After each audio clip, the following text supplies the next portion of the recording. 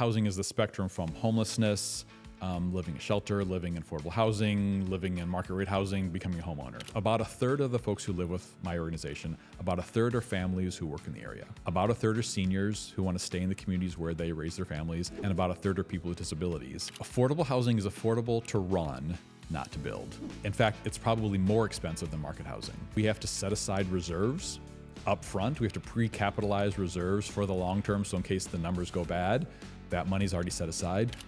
My goal was to end homelessness. I may not change the world, but I'm going to change my corner of it.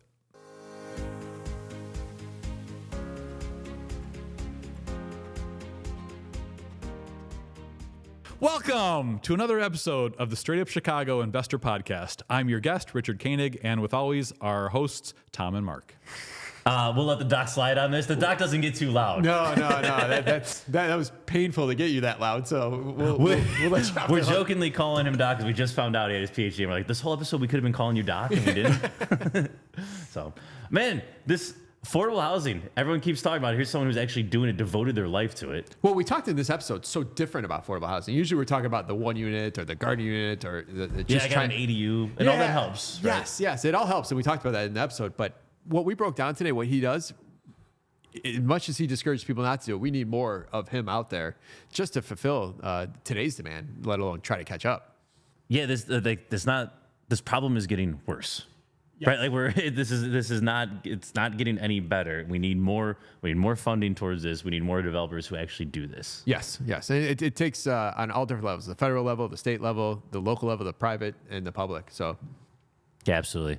All right. What you want to just jump in here? You got anything else to banter about? No. Let's jump in. Let's do it. What's our housing provider tip of the week? I'm gonna look at the camera because I always when we record these, it does the back of my head. I get in with you? Yeah. So, all right. So for this week's housing provider tip, I don't feel guilty saying this, even though it sounds deceitful, but because an HOA person told me this a long time ago.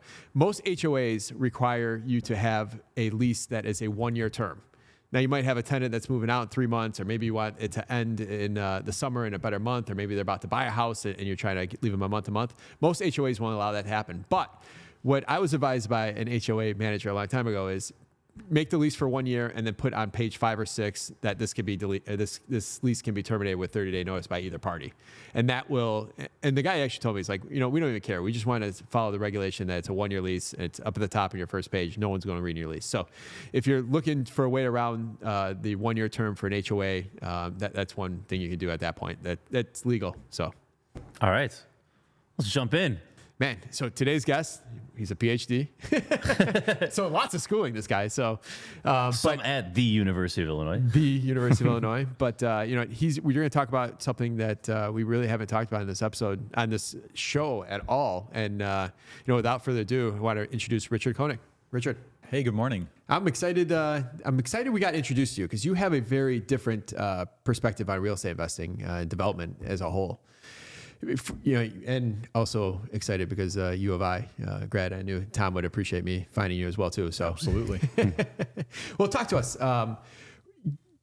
If someone asks what you do, kind of give us a breakdown of what that is. Sure. I am an affordable housing developer. I run a nonprofit organization that builds affordable housing in Chicago's northern suburbs. You don't hear non-for-profit in real estate development usually in the same sentence, let alone a profitable venture. Right. So you're making a living, you live a nice life, all that stuff. So curious, how'd you get into this? It's a very different world than I think a lot of folks that you've talked with before, a lot of folks that may be listening. So tell a little bit more about the affordable housing world and sort of how I got into it.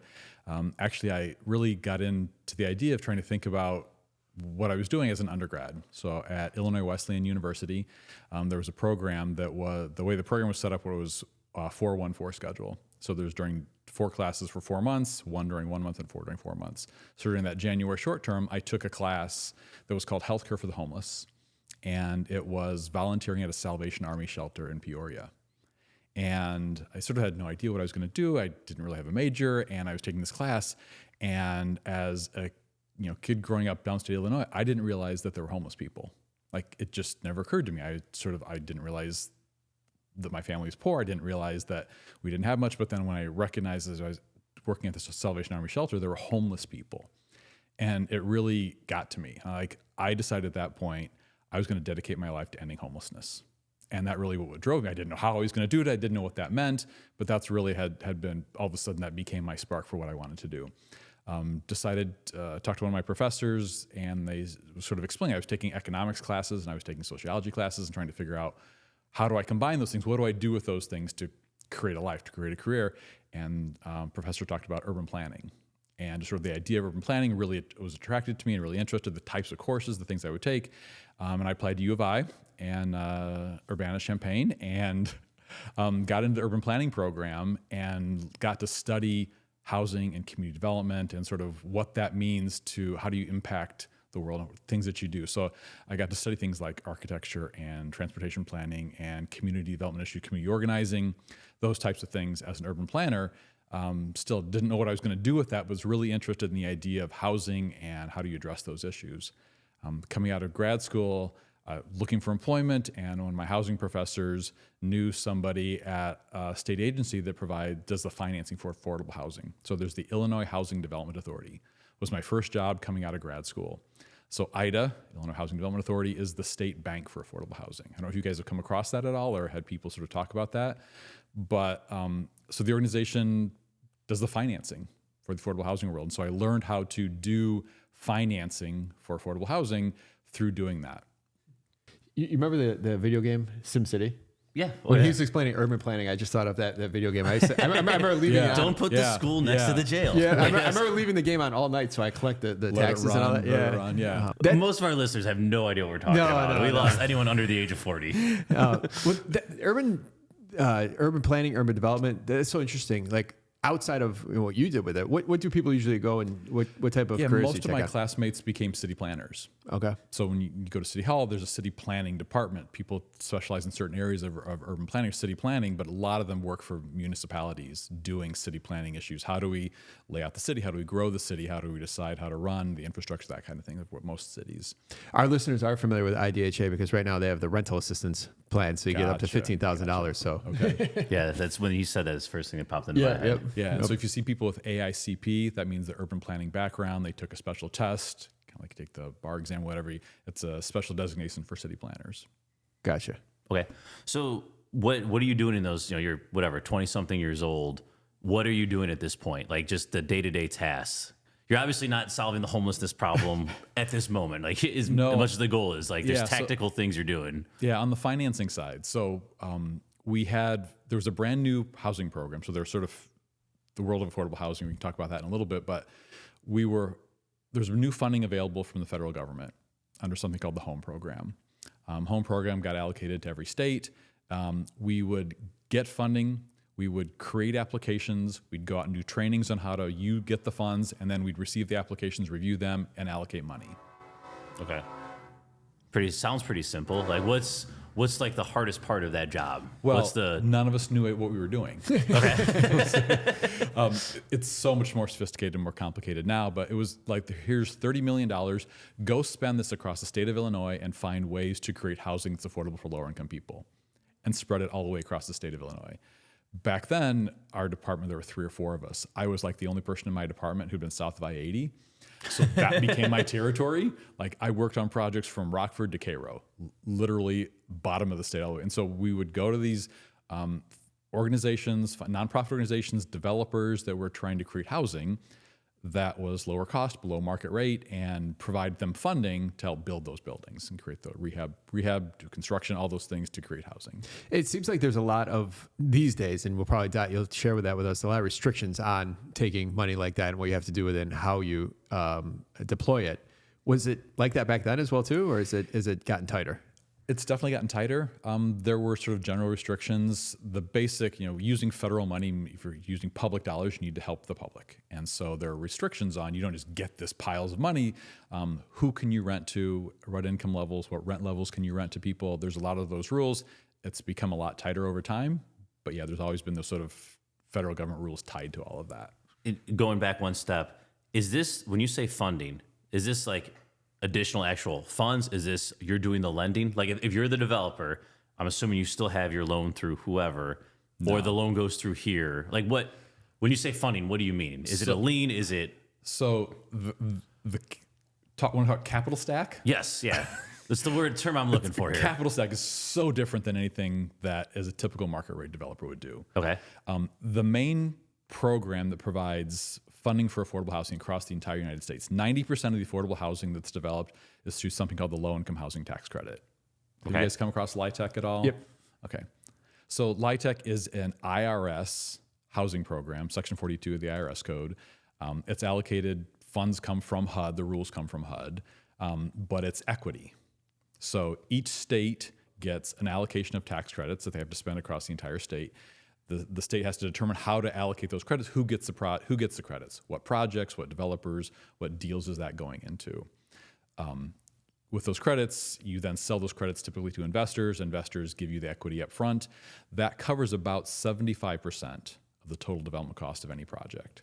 Can you break that? So when we talk about credits, are we talking about income tax credits? Are we talking about property tax credits? It's federal income tax credits. Okay. So you get an allocation of credits. It's about 1.5 million credits is the max you can get on any deal in Illinois. Each state is a little bit different. Illinois, for example, you get 1.5. It's a dollar for dollar federal income tax credit for 10 years. So essentially 15 million credits. So as an investor, as somebody who wants to reduce your federal income tax burden, you're willing to give 90 cents on the dollar, 89 cents on the dollar, 91 cents on the dollar to reduce your federal income tax every year for 10 years on those 1.5 million credits. So for $13.5, $14 million of equity up front, you get 15 million credits. As the investor, you get your K1, you write off your taxes every year, you get your reduction. As the developer, I have a pile now of millions of dollars that I use towards the construction development of the project. Got it. So let's talk through each of these because this is pretty interesting. The actual investor, this is advantageous to the, when I say not the developer, the actual investor. Right. It's advantageous. It's kind of advantageous if and only if they need those credits, right? If you're scrounging by this, it's less. Yeah, and the way it's gotten, the talk about the level of sophistication. Back in the 90s when I was doing this, it was much less sophisticated, like mom and pop developers. You guys could go in and buy some credits. Now it's institutional buyers. Okay. It's much more sophisticated. Would you rather send out, 1,000 K1s or one K1? Yeah, makes sense, right? Like, there's that economies of scale of doing that. So the investors are much more sophisticated. It's pension funds, it's banks, it's Fannie and Freddie, sort of buy those bigger ones. You can buy them as a smaller investor, but the complication, the paperwork, it's just not worth it. So we go through syndicators. So there are syndicators, there are middlemen out there. We use National Equity Fund, NEF. There are other syndicators out there, Richmond Group. There's a ton of those syndicators out there. There's probably a couple dozen nationwide that are the middlemen. They find the folks with money that want to write off their federal taxes, federal income taxes. They work with the developers like us and others to put those deals together and then make sure that we show up with the equity. So if we had money or we want the mom and pop want to invest, they go to that group that find the syndicators and see if they'd be willing to put up with you and take your money and be able to put those credits together. Just curiosity, what's usually like the minimum investment for getting into a syndication like that? Again, it's tens of millions of dollars for that, so it's typically bigger money. Working with those syndicators, they have to see if they're willing to work with smaller folks coming in. In fact, I don't know of anybody personally who's done that, but it's typically, and sometimes I don't know the investor. Sometimes it may be pools. Because they're still going after family offices and stuff like that. Yeah, probably. yeah. So, but I know like banks get involved. I think like Verizon bought our credits one time. Banks may put pools of funds together under the Community Reinvestment Act or CRA. You get CRA credit as a bank for putting money into affordable housing. You can buy credits and sort of buy your way out of any further obligation. Gotcha. Got it. So then, as the developer, I'm assuming what it's got to be affordable. What does that mean? Like, all I know in Chicago is you get the zoning change. You need 20%, 25% affordable. Like, what is this? Totally different world than that. Yeah. So in the affordable housing world, that's sort of the inclusionary zone, inclusionary housing, where as a market developer, you're doing market housing. Some of your units have to be designated as affordable. Yep. And I think that's where most of our listeners' baseline is. So let's start there and compare it to this, because I know it's completely different. Nothing to do with that. Okay. Utterly, completely different. So in our affordable housing world, because typically all the units in a development are affordable. Okay. So the sort of the sweet spot, average project size is 40 to 60 units. Smaller, I've done smaller, foolishly. I did small as a 16-unit tax credit development, which was really stupid because it's as much brain damage To do 2 units is 200 units in this paperwork world. But typically all the units are affordable, and the affordable, there's a chart that HUD provides and says, based on the number of bedrooms that you have typically serving people below 60% of area median income and there's another chart that shows what 60% of area median income is by household size, but you're also serving people below 50% of AMI and 30% of AMI. So there are set-asides among all these income levels, maximum rents that you can charge people within those levels. So that's sort of a self-contained affordable housing world that I work in versus people in Chicago as investors setting aside some of their units, and HUD says, here's what your rent amount is, here's maybe what your income level is.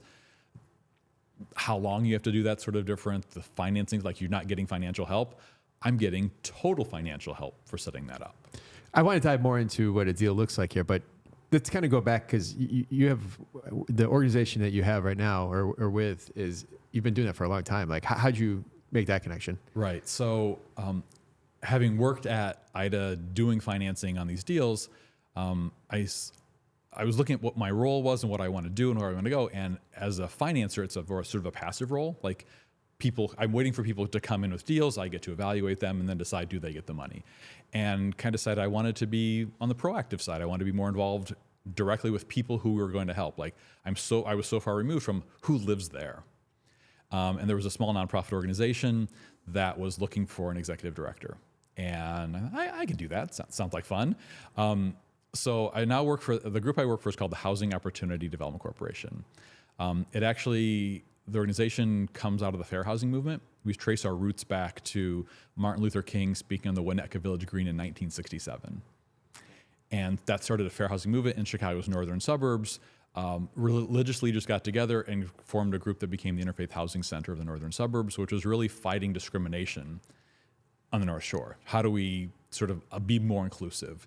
And that organization started telling people what to do for a while during the 70s, and then in the 80s decided to do a spin-off development corporation. Said, instead of telling everybody else what to do, we'll build housing and just let anybody live there. A novel idea. That became this organization, but those two organizations sort of came up together. It was called the Interfaith Housing Development Corporation, Interfaith Housing Center.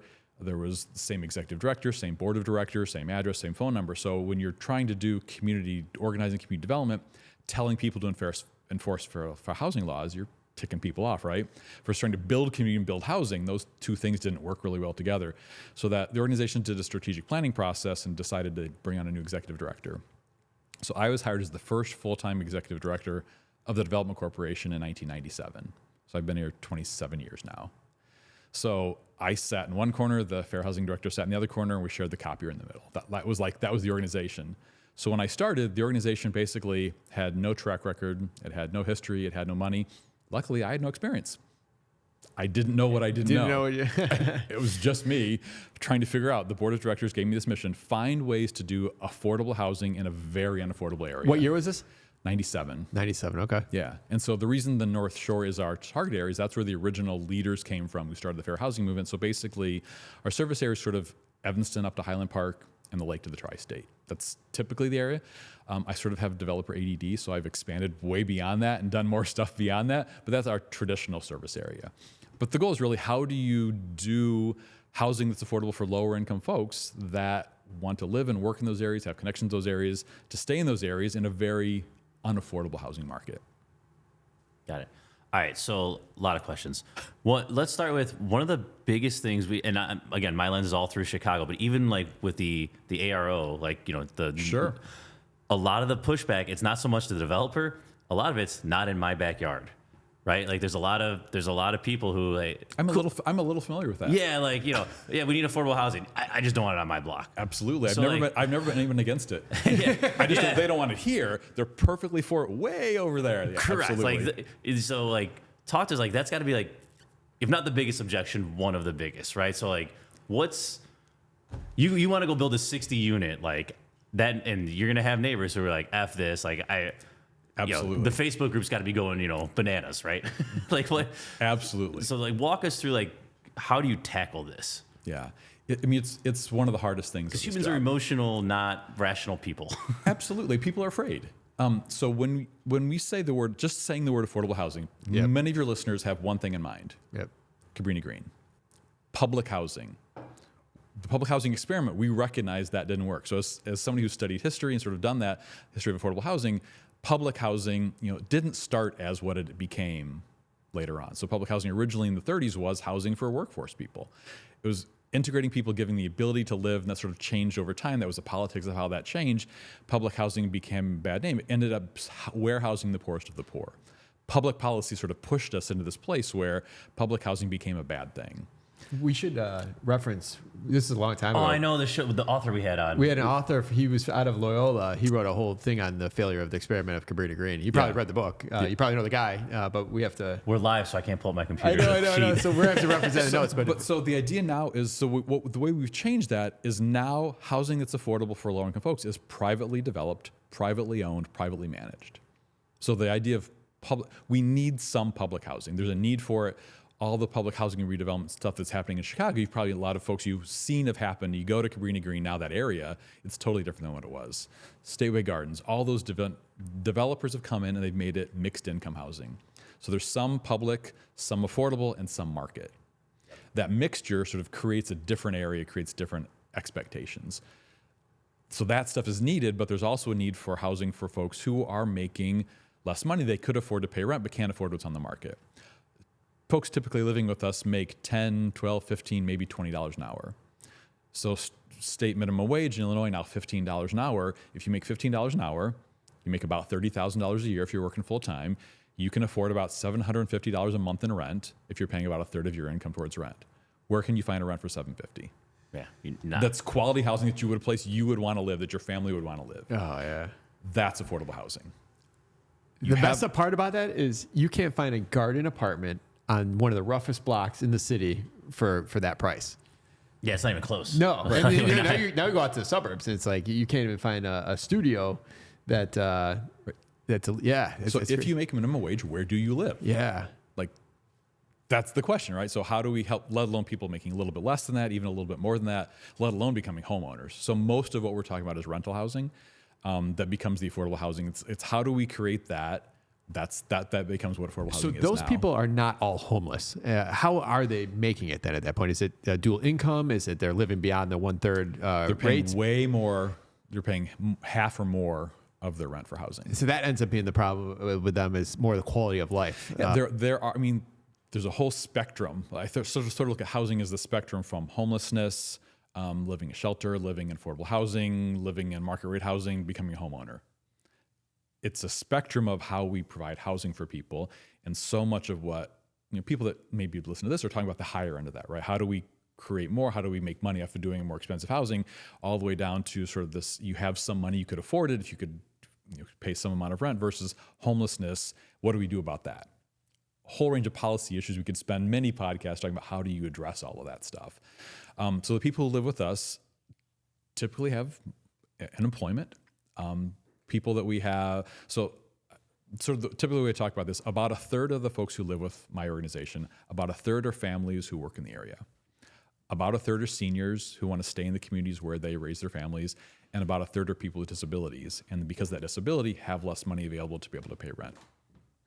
It's crazy because a lot of people know it. I've talked to home builders before, and they're like, "Yeah, it doesn't make sense for us to build 1,000 square foot units, even for sale on the affordable side. It makes sense if I could put 3,500 in there and sell this for 600,000. It's far more profitable to do so. So the system's actually almost set up to not make it. Most people know it not to be profitable to even develop the way you're doing it. Yeah, the reason this affordable housing world exists, and the reason that the public policy we decide we want to help provide housing for people is because the market can't provide it. It isn't providing it and can't provide it.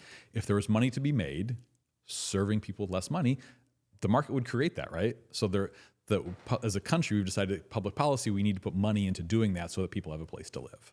So the homeless problem doesn't continue to expand. I was talking to an idiot the other day. I'm gonna be very blunt. That was me. But his whole thing is like, dude, all we gotta do is if they just approve tiny homes. I'm like, all right, so you're gonna make affordable housing people just go live in a smaller space. Like I'm like, that doesn't even work, man. Right, like the arrow allows somewhat smaller, right? So there's some way to sort of massage that, but not creating junky housing that no one wants to live in. Yeah, it's like, yeah. Just smaller isn't the solution. Yeah. So can we talk about the actual economics though? So I understand, we're getting funding for this, but you still got to go build it, right? Like it's still, how do you stay above water? Affordable housing is affordable to run, not to build. It's Got it. not affordable to construct it. In fact, it's probably more expensive than market housing Because of restrictions. because of all the bells and whistles. Yeah. There was a Cranes article, summer of 23, I think it was, talking about affordable housing. I had a Cranes article maybe 6 months ago talking about affordable housing in the suburbs. Looking at Invest Southwest, the average door cost in Invest Southwest was about $600,000 per unit. It's insane. Right? It's But it's more than market. who are you going to not pay? You're going to not pay the contractor. You're not going to pay union wages.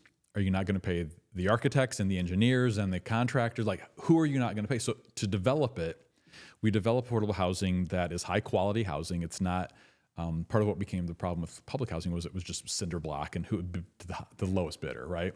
So we're paying prevailing wages, we're paying union contractors, we're paying expensive construction, so the basic cost of that. Plus, we're adding things like green features. We want it to be green and sustainable and have all those which increase the cost. We You want got all minority and women-based businesses. MBE, WEB, involved in that process too. We have to set aside reserves up front. We have to pre-capitalize reserves for the long term, so in case the numbers go bad, that money's already set aside. Plus, instead of putting in money of your own money to create the housing, I get paid for doing it. I build in a developer fee. It reminds me, I'm trying to blank on the program name. Right after the crash, Obama, we got $800 million, whatever. We did a 4-flat on 8637 South Saginaw in South Chicago. 4 units, all 2 ones.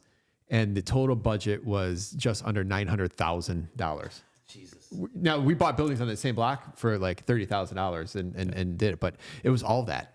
Hell, at closing, there's like 3 guys I got checks at for $10,000. I don't even know, but like it was so inflated. And then we had to do the WB, MB. Like it was I know exactly what you're talking about. It was just crazy. Right. Thing is the cost of the rent. So I'm paying real estate taxes. I'm paying the janitor. I'm paying for heat. I'm paying for I'm paying for all the typical things just running an apartment building, and I charge enough rent to cover the operating costs of running the building.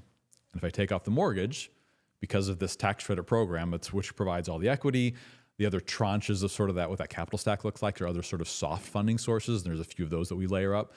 Sometimes affordable housing finance is called lasagna financing. Layer this, and a layer this, and a layer this, and that's how overall the capital stack comes together. Because on the operating side, I can't afford to pay a mortgage because any mortgage I have to pay, I have to raise the rent to compensate for that. So I spend my entire career, I know this doesn't work if we're not on video, I've got a certain amount of operating that I have to pay, and on top of that I have my mortgage. If I add those 2 things together, that's my total rent to break even. If I can get rid of the mortgage, this is how much rent I have to charge to cover basic operating costs.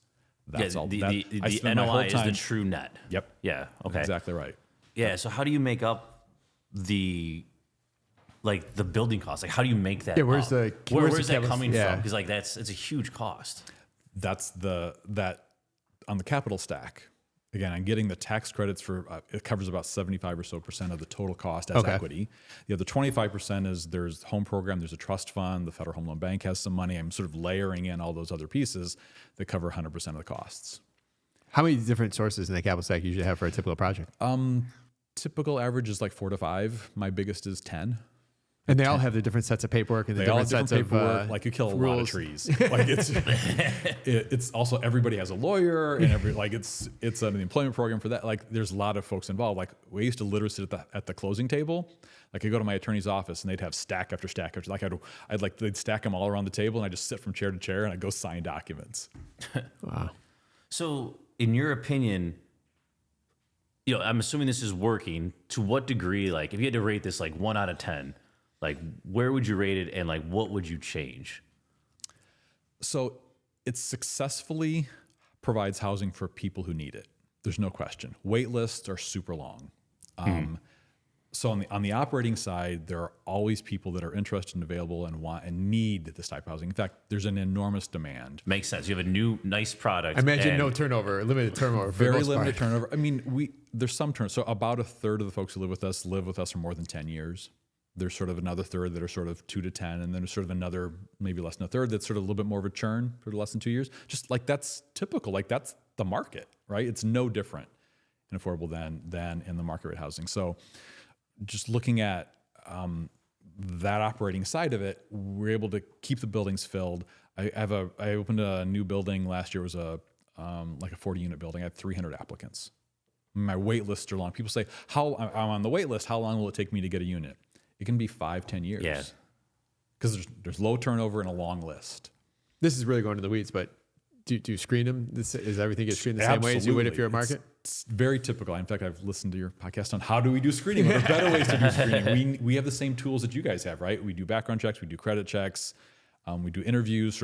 We want good tenants. The fact that they have less money doesn't make them less people, right? We do the same process. We want good tenants who want to stay there a long time, don't want to trash the unit, want to pay their rent. Because same as market rate folks, if I don't get paid rent, even though it's a less rent, I still have to collect it. So we still have to evict people that don't pay rent. It's not free housing. It's not, that's sort of the issue. We need to continue to operate. It's a lower cost, but we still need to collect that.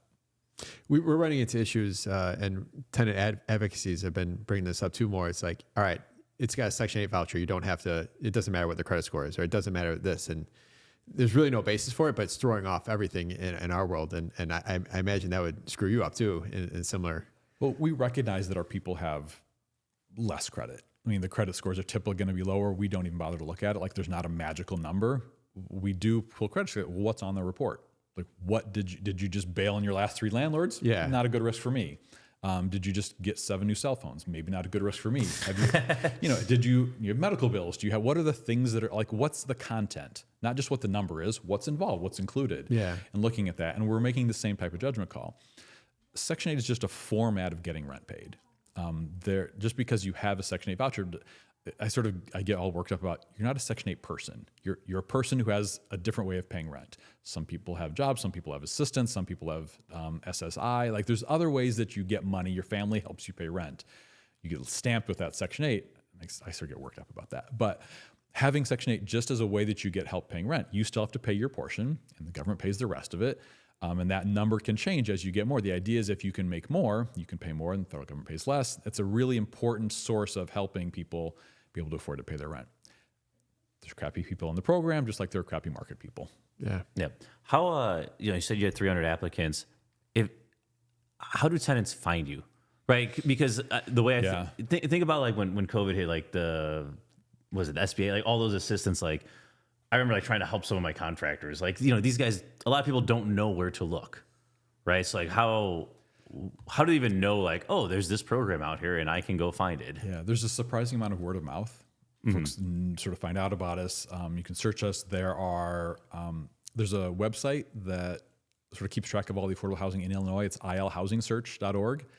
People can search by community for the types of housing that they're looking for. We get a lot of referrals from social service organizations. We work with folks that do the case management, the social services. They're working with people in that population that need a place to live. And so having connections with those organizations, I sometimes feel like I straddle that world, the housing world and the social services world. We sort of provide that middle where we are providing housing for people who need access to services, may need more, may need food pantries and entitlements and those types of things, assistance. There's a lot of referrals of folks to us that need access to that. So you've been doing this almost 30 years. Like how many projects have you done? What towns? Like kind of give us kind of more of a resume. Yeah. So HODC we've completed 35 developments with about 600 units.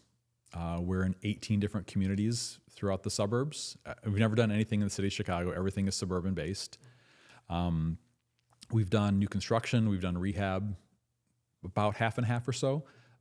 We've done as small as a house and as big as 100 units. We've done studios up to 3 bedrooms and sort of everything in between.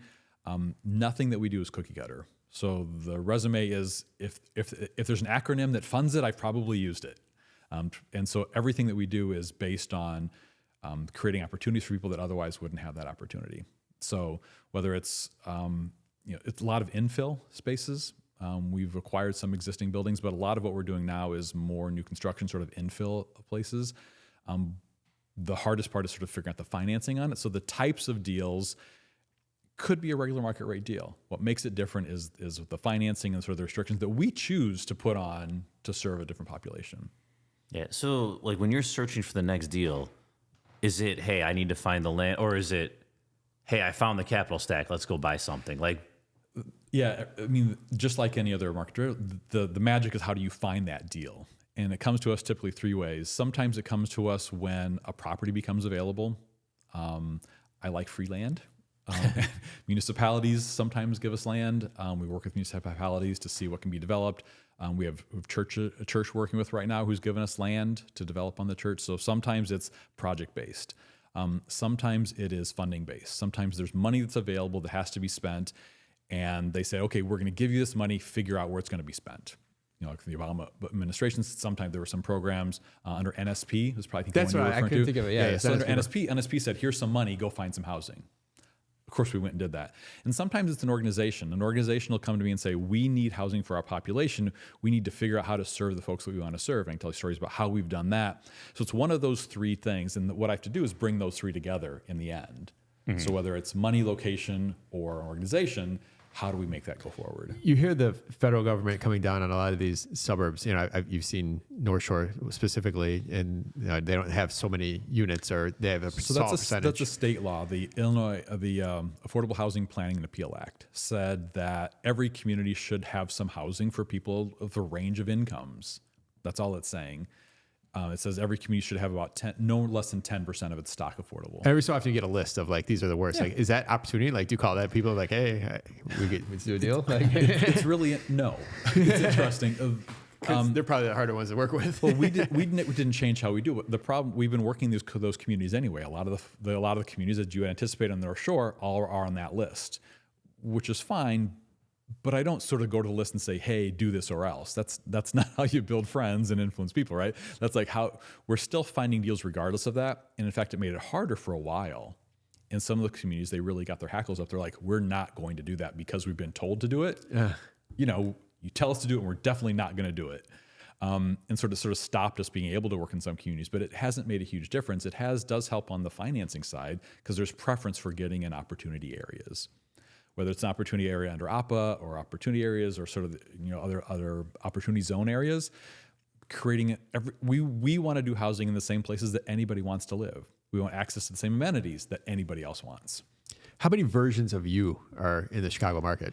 So in the city of Chicago, there are a lot of organizations doing this work. It's almost neighborhood by neighborhood. There's probably not 77 of them, but there's a lot of groups. Some organizations in those neighborhoods do it based on sort of the local neighborhood.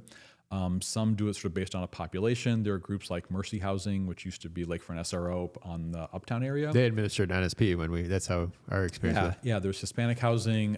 There's groups like Full Circle Communities does housing in Chicago and some in the suburbs. So there's groups like that in Chicago. There's several dozen that do that. And Chicago Rehab Network is an umbrella organization that sort of works with all those groups in the Chicago area.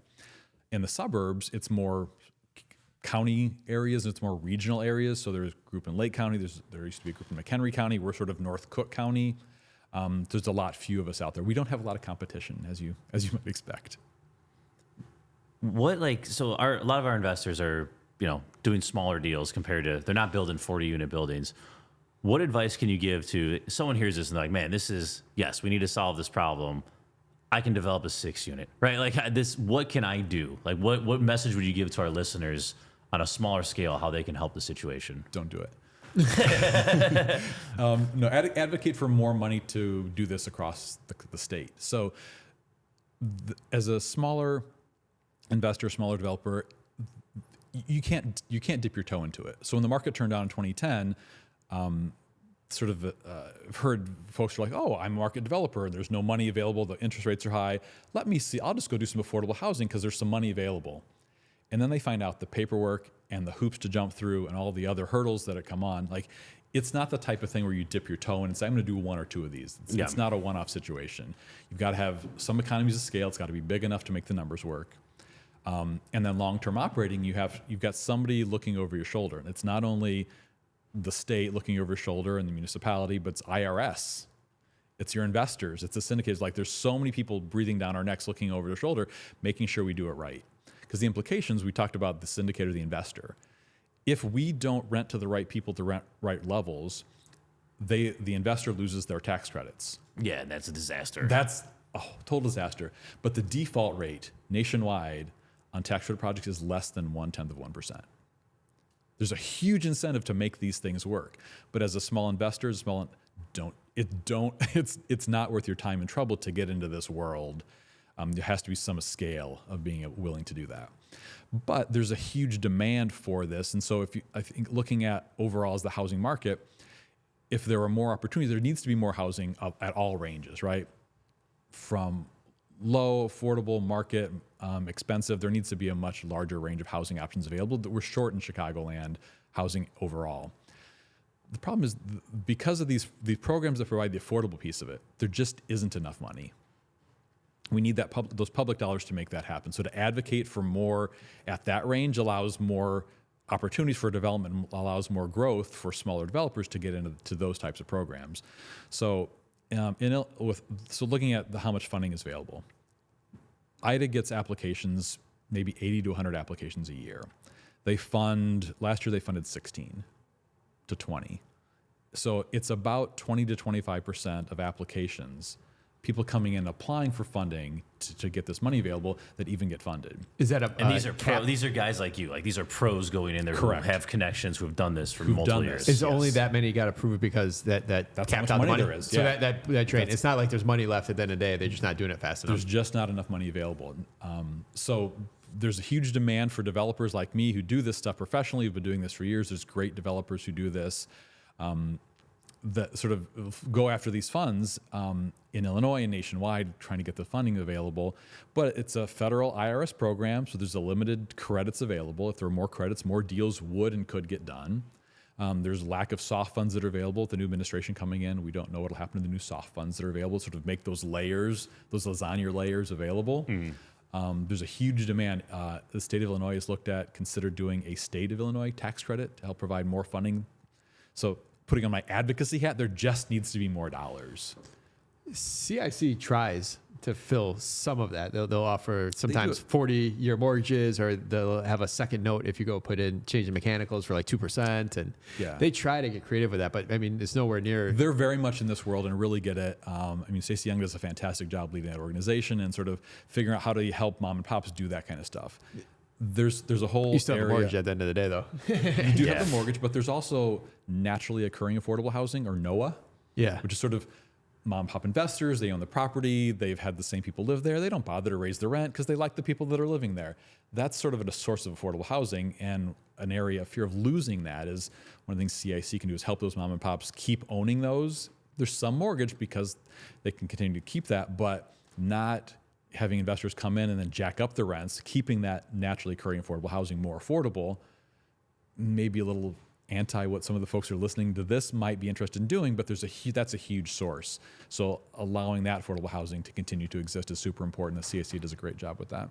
I think landlords have an impact in what we're talking about here today in very small ways too. And it might be if you have 10 units and you have that one tenant that's been there 10 years and you don't jack up their rent and allow them to have a good place to live, it's on your dime. You could be getting $1,800, but you're going to leave it at $1,300, $1,400. Like, you're literally changing their life and making their life a little better. So like, on a small impact, I tried to.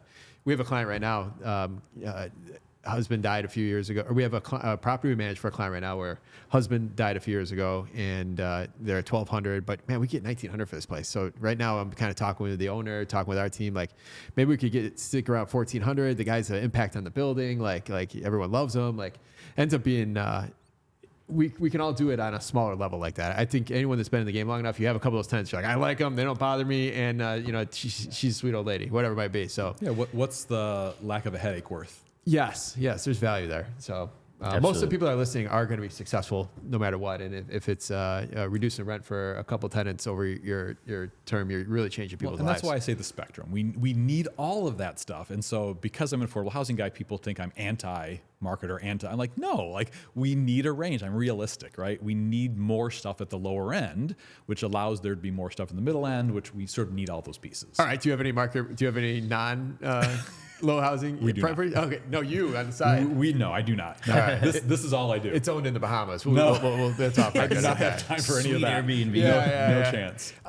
So you've been doing this for a really long time. Any crazy stories, any horror stories, anything that you can entertain us with? Super easy. Like, yeah, absolutely. No. No issues at all. No, we earlier you talked about NIMBY. That's like the part of the hardest thing of the job is really getting the projects through the approval process. To be clear, for our, it's not in my backyard. Listeners. Not in my backyard. Yeah, and so when as an organization that's going out trying to do this, when I find a piece of property, we have to go through the same review process that any other developer has to go through.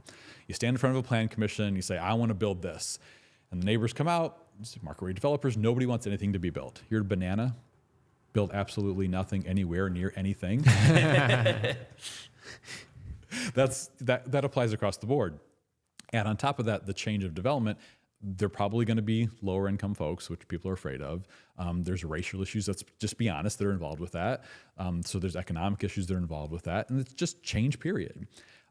So we have had public hearings that have been really, really ugly. People get up. I can see that, yeah. I remember one distinctly, I walked into the room, like it's packed to the gills. Like there's standing room only. Oh, you got to feel like, pitchforks and torches. And I walk up to the front, I'm doing my presentation. After a while, I'm sort of giving the presentation. They start jeering and cheering, like, he's stalling the meeting. Get him out. No, I want to speak. Like they're just going on. Like finally, the commissioner's like, okay, are you done? The first guy gets up and he goes, I moved to this community to get away from those people. Jesus. And then it got bad. And so it took us, that one took a while to get through the approval process. We had to withdraw the application. We ended up having community meetings. For that public hearing, there were people that were flyering the neighborhood. There was a Facebook group that was formed to say, let's stop this. It was, I think it was November 1st, the night before Halloween. There were parents putting flyers in children's trick-or-treat baskets saying they're coming for your children. Wow. Jeez, people at its worst, man. It's so bad. Absolutely. And there's other projects where there were somebody sitting in their basement on a website Google what's the worst thing that's ever happened with affordable housing, and then created this website that said stop HODC. Here's what they're bringing to your community. This happened here. It's going to happen here. Here they come. They're coming after you. Wow, you got to develop some thick skin, with some of that. It takes a little bit, yeah. I mean, but every developer goes through that at some level. And I think there's a little bit more virulence. I think people are just more afraid. Is that the norm? Maybe not like that, but is that the norm? You're always having people show up for that type of public hearing?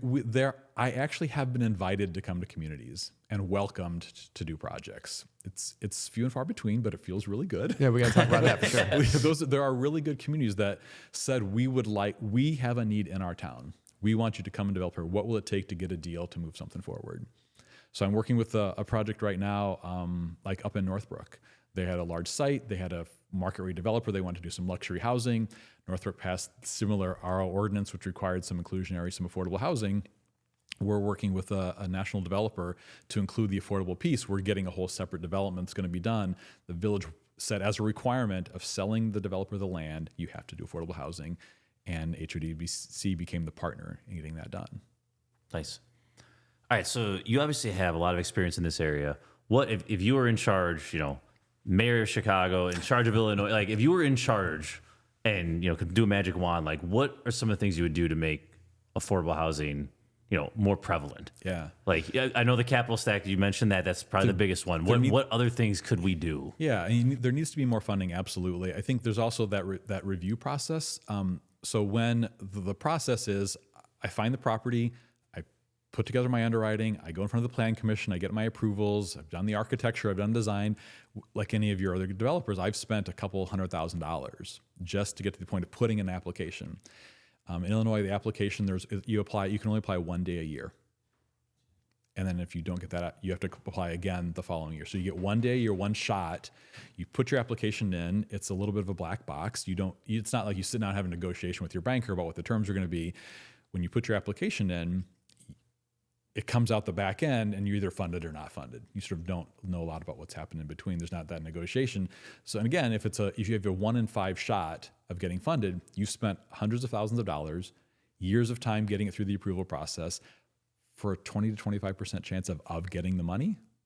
The risk level is insanely high. I know a lot of your and that's just to start your headache. That's just to start your headache of development. And your investors, your folks who listen, risk a lot of their own personal money, right? It's the same process.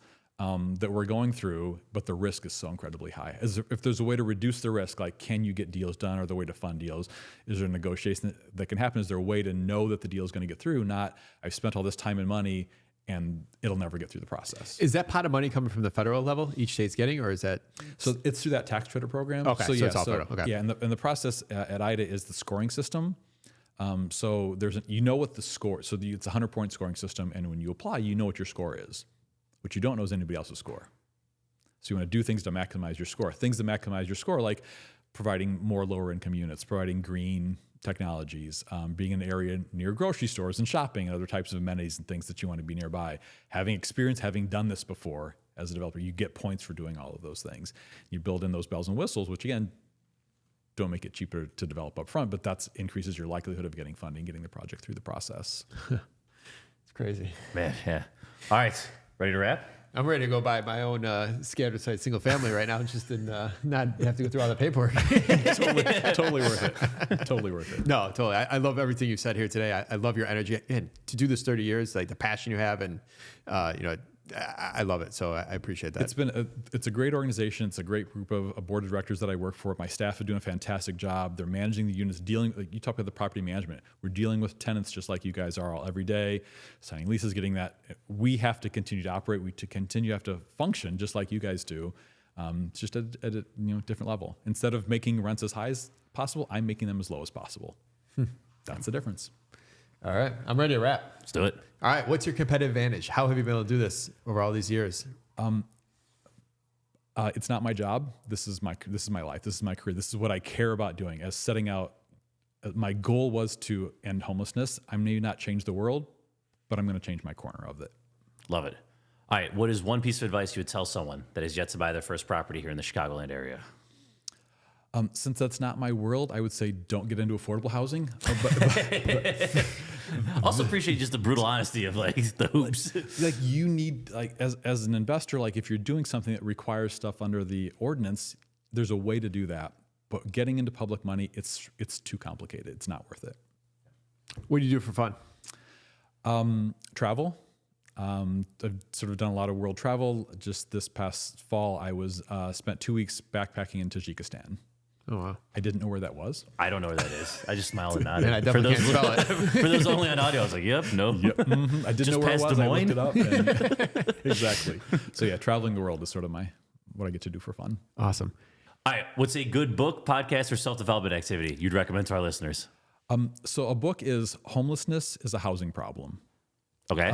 It sort of addresses the issue, provides a lot of data and information looking at homelessness from the perspective of if we had more housing available at more ranges, we'd have less people that are homeless, more opportunities to provide that sort of housing.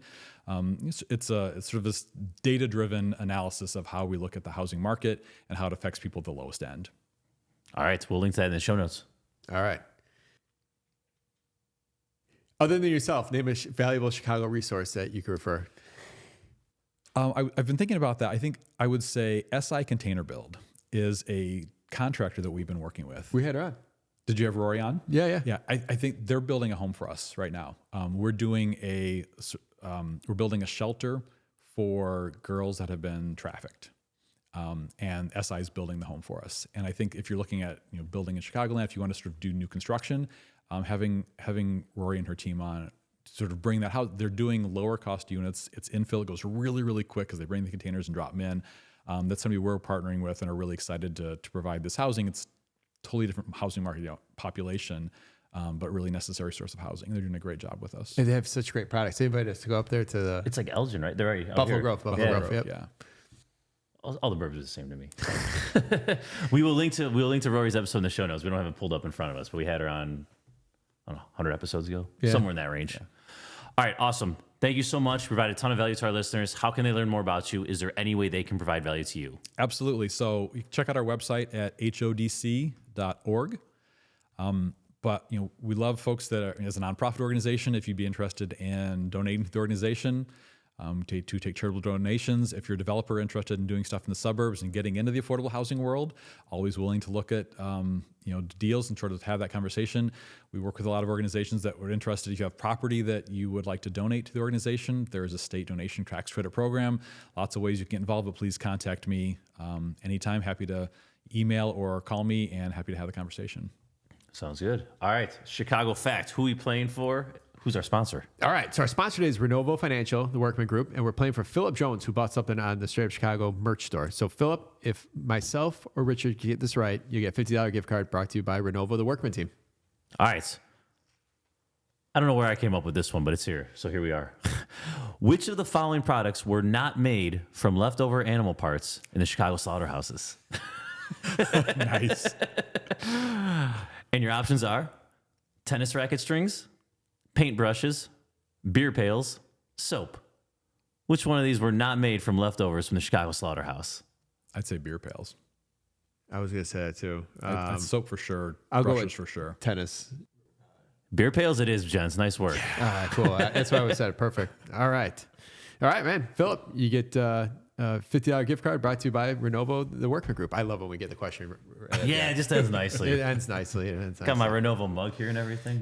Oh, man, perfect. Yeah, totally sponsoring. All right, Richard, thanks for coming on. Tom, thank you. Listeners, leave us a review, share, and then follow me on Instagram. I'm still trying to grow my Instagram I think you page. surpassed me. How are you doing this? Mark Ainley, REI. You know, now it's competitive. T Shellcross 723. Let's go. I post every single day. That's why I said it. So I post every don't single post. day. That's probably why you're ahead of me. And then I tag you all the time, and you don't even leave me comments or anything, so it hurts my feelings. I'll do that today. All right, cool, good.